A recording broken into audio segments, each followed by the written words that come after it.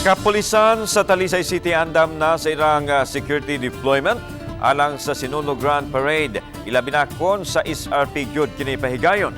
Ang detalye sa report ni Femari Dumabok. Nakapahimutang ng security plan sa Talisay City Police at tulunya sa kapistahan ni Senior Santo Niño ilabi na sa Sinulog Grand Parade. Kung may nayon ang venue dinhi sa Cebu South Road Properties.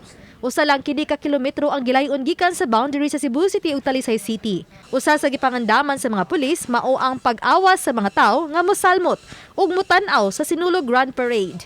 Isip tabang sa silingang syudad, duha ka team sa Talisay City ang gi-augment ngadto sa Cebu City Police. Nanatay mga personnel nga naka-detail ana gid sila mag-duty sa boundary area sa SRP ug sa Talisay City, ma'am.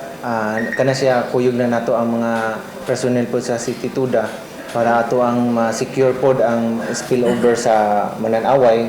Usa-usab sa ilang gipangandaman ang posibleng pagtumaw sa mga mapahimuslanon sama sa mga kawatan. Samtang pahimangno sa hepe sa Talisay City Police ngadto sa mga batan-on nga padayong ipatuman ang curfew ordinance sa Dakbayan bisan pa man sa dakong kasaulugan. Padayon ang atong implementation sa curfew. If ever nga maabtan sila sa atong kapulisan, wala sila kauban nga mga parents or guardians sila, ato gyud silang i-rescue atong dalon sa barangay. Uban ni Godfrey Rilien, ako si Femari Dumabok. Balitang Bisdak.